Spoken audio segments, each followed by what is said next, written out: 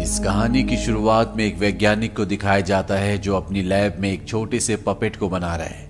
साथ ही साथ वो एक डिस्क भी बनाता है और इसके बाद दिखाया जाता है कि वो पपेट जो वैज्ञानिक ने अभी बनाया था उसका एक हाथ रस्सी से लटका हुआ है और उसके सामने वही डिस्क है जो डिस्क वैज्ञानिक ने बनाई थी। अगले पल रस्सी टूट जाती है और वो डिस्क और वो पपेट दोनों के दोनों जमीन पर गिर जाते हैं।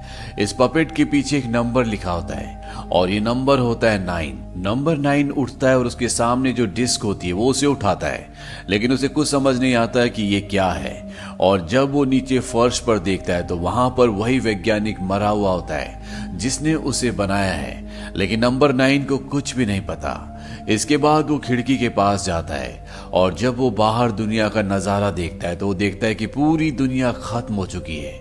अब इस दुनिया में ना इंसान है, ना पशु, ना पक्षी, यहाँ तक कि कीड़े मकोड़े भी खत्म हो चुके हैं। और तभी उसे नीचे कोई दिखता है। वो उसे आवाज लगाने की कोशिश करता है लेकिन उसकी आवाज नहीं निकलती। और जब वो खुद नीचे जाता है तो वो देखता है वहां पर उसी के जैसा एक पपेट है जिसका नंबर 2 है। हालांकि शुरू में वो उसे देखकर डरता है, लेकिन नंबर 2 से बोलता है कि तुम्हें मुझसे डरने की जरूरत नहीं है, मैं तुम्हारा दोस्त हूँ। अब नंबर 2 नंबर 9 के पास वो डिस्क देखता है जो उस वैज्ञानिक ने बनाई थी, जो ऊपर लैब से वो लेकर आया है। वो कहता है तुमने इसे ढूंढ लिया, हमारा एक साथी हमेशा इसके चित्र बनाया करता था। नंबर 9 नंबर 2 से बात नहीं कर पा रहा होता क्योंकि उसके पास उसकी आवाज नहीं होती। और जब नंबर 2 को यह एहसास होता है तो वो उसकी बॉडी में एक डिवाइस फिट करता है जिससे नंबर 9 की आवाज आ जाती है। और तभी यहाँ पर एक कैट बीस्ट आती है। दरअसल ये एक मशीन है और नंबर 2 नंबर 9 को कहता है कि तुम्हें छुपना होगा। वो छुप जाता है। कैट बीस्ट नंबर 9 के ऊपर हमला कर रही होती है और नंबर 9 को बचाने के लिए नंबर 2 को उस कैट के सामने आना पड़ता है। वो कैट नंबर 2 को पकड़ लेती है और साथ ही साथ अब वो डिस्क भी उस कैट के पास है जो नंबर 9 ऊपर लैब से लेकर आया था। कैट नंबर 2 को और उस डिस्क को यहाँ से अपने साथ ले जाती है। नंबर 9 का कंधा जख्मी होता है, इसीलिए वो बेहोश हो जाता है। और जब उसे होश आता है तो वो देखता है उसके सामने उसी के जैसा एक और पपेट है। इसका नंबर 5 होता है, जो कि एक इंजीनियर है। वो अपने जैसों को ठीक करता है। तभी यहाँ पर एक और पपेट आता है, इसका नंबर 1 होता है और ये यहाँ पर जितने भी पपेट्स हैं उन सब का लीडर है। वो नंबर 5 को डांटता है क्योंकि वो नंबर 9 को लेने के लिए बाहर गया था और यहाँ से बाहर जाना किसी को भी अलाउड नहीं होता क्योंकि बाहर वो दरिंदा है। ये अपने आप को उस दरिंदे से यानी कि कैट बीस्ट से हमेशा बचा कर रखते हैं। नंबर 9 लीडर से कहता है कि नंबर 2 अभी भी जिंदा है, हमें उसे बचाने के लिए जाना चाहिए। लीडर उसे अपने साथ एक जगह ले जाता है। वो कहता है कि जब हम इस दुनिया में आए थे तो इंसानों और मशीनों के बीच में एक भयानक जंग चल रही थी और उस जंग से अपने आप को बचाने के लिए हमने इस चर्च का सहारा लिया। हम यहाँ पर आकर छुप गए। हमने जंग खत्म होने का इंतजार किया। धीरे धीरे बाहर सब शांत हो गया। दरअसल जहरीली गैसों ने पूरी दुनिया को खत्म कर दिया। सारी मशीनें भी अब पूरी तरह से शांत हो चुकी हैं। बस बाहर की दुनिया में एक ही मशीन है और वो है कैट बीस्ट। इसीलिए हम बाहर नहीं जाते, हम यहाँ पर अंदर छुप कर रहते हैं ताकि वक्त के साथ वो कैट बीस्ट भी पूरी तरह से खामोश हो जाए। वो बताता है कि हम पहले भी बहुत लोग खो चुके हैं, अब और नहीं खोना चाहते। दीवार पर कुछ नंबर्स लिखे होते हैं और उन नंबर्स में नंबर 3, नंबर 4 और नंबर 7 पर क्रॉस लगा होता है, यानी कि ये इन नंबर्स के अपने पपेट को खो चुके हैं। और अब नंबर 2 पर भी क्रॉस लगा दिया जाता है, यानी इनके मुताबिक वो भी अब खत्म हो चुका है। लेकिन नंबर 9 किसी भी कीमत पर उसे बचाना चाहता है, इसीलिए नंबर 5 को कहता है कि हमें उसे बचाने के लिए जाना चाहिए और नंबर 5 उसके साथ जाने के लिए तैयार हो जाता है। और ये दोनों उस गुफा के बाहर पहुंच जाते हैं जहां पर वो बीस्ट नंबर 2 को लेकर गया है। ये दोनों के दोनों अंदर दाखिल हो जाते हैं और ये देखते हैं कि नंबर 2 को एक पिंजरे के अंदर बंद किया हुआ है। और जब वो उसे छुड़ाते हैं तभी वो बीस्ट वहां पर आ जाता है। वो इन तीनों पर हमला करता है, पर इससे पहले कि वो बीस्ट कैट इन तीनों को मार देती, यहाँ पर नंबर 7 आ जाती है जो कि एक योद्धा है और वो उस बीस्ट का सर काट देती है और इस तरह उसका खात्मा हो जाता है। दरअसल इन सबको ये लगता था कि इनकी ये योद्धा खत्म हो चुकी है, लेकिन वो अभी भी जिंदा होती है। ये लड़ना चाहती थी, इसीलिए चर्च को छोड़कर निकल गई थी और चर्च से बाहर जाने की अनुमति किसी को भी इनका लीडर नहीं देता। पर अब इसने बीस्ट को मार दिया है। यहाँ पर नंबर 9 को वो डिस्क भी मिलती है जो उसे उस साइंटिस्ट की लैब में मिली थी जहां पर उसे पहली बार होश आया था, जो कैट बीस्ट इनसे छीन कर ले आई थी। वो उसके पीछे देखता है कि 3 होल्स होते हैं और सामने एक ऐसा पॉइंट होता है जहां पर वो फिट हो सकती है। और जब वो उसे फिट कर ही रहा होता है कि नंबर 2 उसे मना करता है, लेकिन अब बहुत देर हो चुकी है। नंबर 9 उसे फिट कर देता है और अगले पल यहाँ पर कुछ एक्टिवेट हो जाता है। ये एक मशीन होती है और ये मशीन नंबर 2 को उठा लेती है और उसके अंदर जो सोल होती है, ये मशीन उस सोल को खींच लेती है। ये देखने के बाद नंबर 9 फीमेल योद्धा और नंबर 5 जो नंबर 9 के साथ यहाँ तक आया था, ये तीनों के तीनों भागना शुरू करते हैं। वो मशीन इन्हें मारने की कोशिश भी करती है, लेकिन ये तीनों भागने में कामयाब हो जाते हैं। और जब ये बाहर पहुंचते हैं तो ये देखते हैं कि वहां पर जो बहुत बड़ी चिमनी होती है उससे आग निकलना शुरू हो गई है। और ये समझ जाते हैं कि वो मशीन जो अंदर एक्टिवेट हुई है वो वहां पर कुछ बना रही है। अंदर मशीन को दिखाया जाता है कि वो वहां पर अपनी तरह एक छोटी सी मशीन को बनाती है जो कि उड़ सकती है, ताकि वो इन तीनों भागे हुए पपेट्स को मार सके। बाहर इन तीनों को दिखाया जाता है कि यहाँ से आगे बढ़ते हुए एक लाइब्रेरी में जाते हैं जहां पर इन्हें अपने 2 खोए हुए साथी मिलते हैं। ये ट्विंस हैं, यानी कि जुड़वा हैं, और इनका नंबर होता है 3 और 4। ये दोनों ट्विंस इन दोनों को ऊपर ले जाते हैं जहां पर ये इन्हें एक वीडियो दिखाते हैं जिसमें ये बताया जाता है कि इंसानों ने मशीनों को बनाया था ताकि वो जंग के दौरान इन मशीनों का इस्तेमाल कर सके, पर ये मशीनें इंसानों के खिलाफ हो जाती है और एक जंग का आगाज कर देती हैं। और इसके बाद इंसानों के बीच में और मशीनों के बीच में एक बहुत बड़ा युद्ध हुआ और पूरी दुनिया खत्म हो गई। अब यहाँ पर 9 इन सब को उस डिस्क का चित्र बनाकर दिखाता है जो उसने मशीन में फिट किया था। वो कहता है ऐसा लगता है कि ये उसी के लिए बना था। और जब वो चित्र बनाता है तो यहाँ पर जो ट्विंस होते हैं वो बताते हैं कि नंबर 6 हमेशा इसी तरह की ड्राइंग्स बनाया करता था और वो उस जगह पर है जहां पर इनका लीडर नंबर 1 है। नंबर 9 कहता है कि मैं उन्हें देखना चाहता हूं। हालांकि ट्विंस, लेडी वॉरियर और नंबर 5 उस जगह नहीं जाना चाहते क्योंकि वो जानते कि वहां पर उनका लीडर इन सबको बंदी बना लेगा। लेकिन नंबर 9 के कहने पर ये सब के सब वापस उसी जगह पर आ जाते हैं। यहाँ पर इनका लीडर इनसे बहुत नाराज होता है क्योंकि वो नहीं चाहता था कि ये सब बाहर जाएं और अब इन्होंने मशीन को भी उठा दिया है। तभी यहाँ पर नंबर 6 उस ड्राइंग को लेकर आता है जो उसने बनाई होती है और ये ड्राइंग उसी डिस्क की होती है जिससे वो मशीन जाग गई, जिससे वो एक्टिवेट हो गई, इससे पहले कि ये इस बारे में और कुछ जान पाते। यहाँ पर वो उड़ने वाला बीस्ट जो उस मशीन ने बनाया होता है वो इनके ऊपर हमला कर देता है। हालांकि ये सब मिलकर उस उड़ने वाले बीस्ट को मार देते हैं, लेकिन इनकी जगह भी अब पूरी तरह से तबाह हो चुकी है। ये चर्च जल चुका होता है, इसीलिए इन सब को ये जगह छोड़कर अब जाना पड़ता है। ये सब उस लाइब्रेरी में जाते हैं जहां पर ट्विंस इतने वक्त से छुपे हुए थे और वहां पर वो नंबर 6 के स्केच को देखते हैं। नंबर 6 बताता है कि तुम्हें जाना होगा वापस वहीं पर। इससे पहले कि वो आगे कुछ बोल पाता, यहाँ पर नंबर 1 इनका लीडर आ जाता है। वो कहता है कि सब बेकार की बातें हैं। वो नंबर 9 को कहता है कि तुम नंबर 2 की तरह बातें करते हो, उसी की तरह सवाल पूछते हो। नंबर 2 वही होता है जो नंबर 9 को सबसे पहले मिला था। नंबर 9 समझ जाता है कि नंबर 1 ने यानी कि उनके लीडर ने जानबूझ के नंबर 2 को बाहर भेजा था। और जब ये बात वो पूछता है तो लीडर कहता है कि हाँ वो कमजोर था, बहुत सवाल पूछता था, कभी कभी सबकी जान बचाने के लिए एक को सेक्रीफाइस करना पड़ता है। ये बात सुनकर यहाँ पर जो योद्धा होती है उसे गुस्सा आ जाता है और वो अपने हथियार को अपने लीडर की गर्दन पर रख देती है, लेकिन नंबर 9 के कहने पर वो उसे छोड़ देती है। लीडर यहाँ से चला जाता है और अब नंबर 9 सबको कहता है कि हम सबको वहां जाना होगा जहां पर मैं पहली बार उठा था। वहीं दूसरी तरफ ये दिखाया जाता है कि मशीन जिसने नंबर 2 की सोल को निकाल लिया होता है वो नंबर 2 की बॉडी को यहाँ पर हिप्नोसिस के लिए इस्तेमाल करती है। वो अपने बनाए हुए क्रीचर को यहाँ पर भेजती है जो पूरा एक सांप की तरह होता है।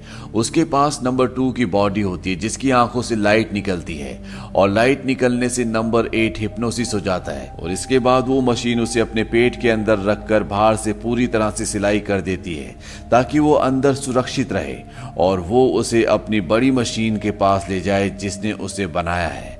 अब नंबर 1 को भी यानी कि लीडर को भी हिप्नोसिस कर लिया जाता है, लेकिन इससे पहले कि वो उसे अपने पेट के अंदर रखती, यहाँ पर बाकी सभी लोग आ जाते हैं और वो अपने लीडर को छुड़ा लेते हैं। पर वो क्रिएचर यहाँ से योद्धा को और नंबर 8 को अपने साथ ले जाने में कामयाब हो जाता है। ये सब भी उस जगह तक पहुंच जाते हैं जहां पर वो मशीन एक्टिवेट हुई थी, जहां पर नंबर 8 को और योद्धा को ले जाया गया है। यहाँ पर ये सब के सब ऑयल से भरे हुए एक बहुत बड़े ड्रम के पीछे छुपे हुए होते हैं। दरअसल ये इस ऑयल के ड्रम से इस पूरी जगह को विस्फोट करना चाहते हैं, लेकिन नंबर 9 कहता है कि पहले मैं अंदर जाकर नंबर 7 को यानी कि योद्धा को और नंबर 8 को बचाऊंगा, लेकिन अगर मैं नहीं आया तो तुम इस जगह को पूरी तरह से तबाह कर देना। वो अंदर उन दोनों को बचाने के लिए चला जाता है और जब वो अंदर पहुंचता है तो वो देखता है कि वो मशीन नंबर 8 की सोल को अपने अंदर खींच लेती है। और अब बारी आती है योद्धा की, लेकिन इससे पहले कि वो क्रिएचर योद्धा को उस मशीन तक पहुंचाता, नंबर 9 उसे बचा लेता है और वो उस क्रिएचर को मशीन के दो पहियों के बीच में पीस कर पूरी तरह से तबाह कर देता है। ये दोनों के दोनों यहाँ से बाहर भागना शुरू करते हैं। बाहर उनके साथी उस ऑयल के ड्रम को लुढ़काने के लिए तैयार होते हैं और जैसे वो इन दोनों को अंदर आता हुआ देखते हैं वो उस पर आग लगाकर उसे अंदर की तरफ लुढ़का देते हैं। यहाँ पर बहुत सारे छोटे छोटे क्रिएचर्स जो उस मशीन ने बनाए होते हैं वो सब के सब इन्हें मारने के लिए आ रहे होते हैं, लेकिन इससे पहले कि वो इन तक पहुंचते एक बहुत बड़ा ब्लास्ट होता है जिससे वो पूरी जगह तबाह हो जाती है और इस तरह से ये इन सब को खत्म कर देते हैं। अब ये सब के सब सेलिब्रेट कर रहे होते हैं क्योंकि इनकी इस जंग में जीत हुई है। पर तभी वहां पर वो मशीन जो सबसे पहले एक्टिवेट हुई थी, जिस मशीन ने सबको बनाया था, वो आ जाती है। दरअसल वो अभी भी पूरी तरह से ठीक होती है। सबसे पहले वो नंबर 5 को पकड़कर उसकी आत्मा को अपने अंदर खींच लेती है और अब ये सब के सब भागना शुरू करते हैं। ये एक पुल क्रॉस कर रहे होते हैं और इनके पीछे वो मशीन भी उस पुल के ऊपर आ जाती है। उसके बाहर से पुल टूटना शुरू हो जाता है। वो मशीन नंबर 6 को पकड़ लेती है और अब पुल टूट जाता है। वो मशीन नीचे जाना शुरू होती है और उसके पास नंबर 6 भी होता है। नंबर 6 नंबर 9 को कहता है कि तुम उस जगह जाओ जहां पर सबसे पहले तुम उठे थे, जो कमरा साइंटिस्ट का है। वहां पर तुम्हें तुम्हारे सवालों का जवाब मिलेगा। और इसके बाद वो मशीन नंबर 6 की सोल को, उसकी आत्मा को भी अपने अंदर खींच लेती है।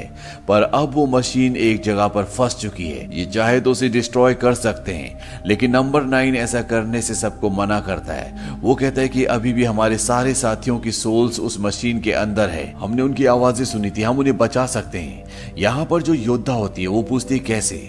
नंबर 9 कहता है कि मुझे जाना होगा और इसके बाद वो उस जगह जाता है जहां पर पहली बार उसकी आंख खुली थी, जो उस वैज्ञानिक की लैब है जिसने इन सब को बनाया है।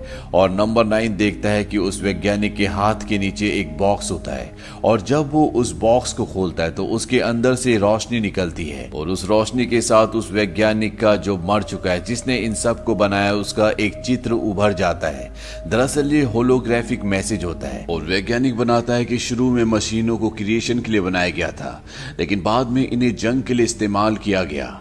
ये मशीनें पूरी तरह से बदल गई और इसके बाद मैंने तुम्हारे साथियों को और तुम्हें बनाया। तुम कुल मिला के 9 हो और तुम सबके अंदर मेरी आत्मा है, यानी कि तुम मेरा ही एक अंश हो। दरअसल उस वैज्ञानिक ने इन 9 पपेट्स के अंदर अपनी आत्मा डाली होती है और इसके बाद वो नंबर 9 को वो डिस्क, वो टेलिस्मैन दिखाता है जिससे उसने अपनी आत्मा को उनके अंदर डाला होता है, जिस पर 3 चिन्ह होते हैं। वैज्ञानिक एक एक करके तीनों पर उंगली लगाता है। वो कहता है इसे याद रखना, तुम और ये मिलकर दुनिया को बचा सकते हैं। और अब नंबर 9 जिन सवालों के जवाब ढूंढने के लिए यहाँ पर आया था, उसे उन सभी सवालों के जवाब मिल चुके हैं।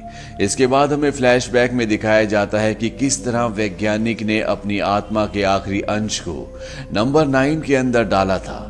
नंबर 9 इसके बाद अपने सभी साथियों के पास जाता है जो उस मशीन को खत्म कर रहे होते हैं। नंबर 9 सबको बताता है कि हम सबके अंदर वैज्ञानिक की आत्मा का एक एक अंश है और अगर हमने इस मशीन को खत्म कर दिया तो हम उस टेलिस्मैन यानी उस डिस्क को जो उस मशीन के अंदर है उसे भी खो देंगे। हमें किसी भी कीमत पर उसे हासिल करना होगा। हालांकि सब उसे खत्म करना चाहते हैं, लेकिन नंबर 9 उस डिस्क को हासिल करना चाहता है और नंबर 9 मशीन के सामने चला जाता है। लेकिन इससे पहले कि मशीन उसकी आत्मा को खींचती, यहाँ पर जो लीडर है जिसका नंबर 1 है वो उसे हटाकर मशीन के सामने आ जाता है और मशीन उसकी आत्मा खींचना शुरू कर देती है। नंबर 9 इस मौके का फायदा उठाकर मशीन के पास पहुंच जाता है और वो उसके अंदर से टेलिस्मैन को यानी कि उस डिस्क को निकाल देता है और टेलिस्मैन यानी कि डिस्क निकलने के बाद वो मशीन लड़खड़ाना शुरू हो जाती है। तभी नंबर 9 उसमें जो जो अल्फाबेट्स होते हैं वो उसी सीरीज में दबाता है जिस सीरीज में वैज्ञानिक ने बताए थे, और ऐसा करने के बाद उससे तेज रोशनी निकलती है और जो आत्माएं मशीन के अंदर होती है वो सब की सब इस डिस्क के अंदर यानी कि इस टेलिस्मेन के अंदर वापस आ जाती हैं और वो मशीन पूरी तरह से डेड हो जाती है। योद्धा नंबर 9 के पास आती है और कहती कि तुमने कर दिखाया। नंबर 9 कहता है कि अभी नहीं, और इसके बाद एक बार फिर से वो टेलिस्मेन के यानी कि उस डिस्क के बटन दबाता है, और ऐसा करने के बाद उसके अंदर से नंबर 8, नंबर 6, नंबर 5, नंबर 2 और नंबर 1 जो कि लीडर होता है, उन सब की आत्माएं बाहर निकल जाती हैं। वो सब की सब मुस्कुरा रही होती हैं और अगले पल वो सारी आत्माएं एक साथ आसमान में बादलों के ऊपर चली जाती है। ऊपर एक जोरदार ब्लास्ट होता है और यहाँ पर बारिश होना शुरू हो जाती है, और ये बारिश कोई आम बारिश नहीं होती। इस बारिश की हर एक बूंद के साथ जीवन होता है, यानी कि अब धरती पर एक बार फिर से जीवन उत्पन्न होगा जो मशीनों ने, जहरीली गैसों ने पूरी तरह से खत्म कर दिया था। और इसी के साथ ये कहानी यहीं पर खत्म हो जाती है। दरअसल इस कहानी में जो वैज्ञानिक होता है उसे 1930 में वहां के चांसलर ने रोबोट्स बनाने के लिए कहा था। वैज्ञानिक रोबोट्स बना लेता है, लेकिन इससे पहले कि वो उन्हें पूरी तरह से कंप्लीट करता, चांसलर उन्हें अपने कब्जे में ले लेता है। दरअसल वैज्ञानिक ने इन्हें क्रिएशन के लिए बनाया था और चांसलर इन्हें युद्ध में दुश्मनों के खिलाफ इस्तेमाल करना चाहता था। वैज्ञानिक ने इनकी प्रोग्रामिंग पूरी नहीं की होती, इसीलिए मशीन ये तय करती है कि वो पूरी दुनिया से इंसानों को पूरी तरह से खत्म कर देगी। इसीलिए वो दूसरी मशीन्स की भी प्रोग्रामिंग अपने अकॉर्डिंग कर लेती है, और इस तरह से धरती पर एक बहुत बड़ी जंग छिड़ जाती है। और इस जंग में ऐसे ऐसे हथियारों का इस्तेमाल किया जाता है कि धरती से जीवन पूरी तरह से मिट जाता है। लेकिन इससे पहले कि वो खुद भी खत्म हो जाता, वो 9 स्टिच पंक्स बनाता है जिन्हें हमने पपेट्स कहा है, और वो उनके अंदर पुरानी एक साइंस है जिसे एल्केमी कहा जाता है, उससे अपनी आत्मा का एक एक अंश डालता है ताकि धरती पर जीवन किसी भी रूप में बचा रहे। उसने उसके अंदर कुछ बायोलॉजिकल चीजें भी डाली होती है जिससे धरती पर एक बार फिर से जीवन पनपना शुरू हो जाता है। तो ये थी पूरी कहानी फिल्म 9 की। ये मूवी ईयर 2009 में रिलीज हुई थी। IMDb पर इसकी रेटिंग है 7.1। इस फिल्म का बजट था $30 मिलियन और बॉक्स ऑफिस पर इसने कमाई की थी $48.4 मिलियन की। उम्मीद करते हैं कि ये कहानी आपको पसंद आई होगी।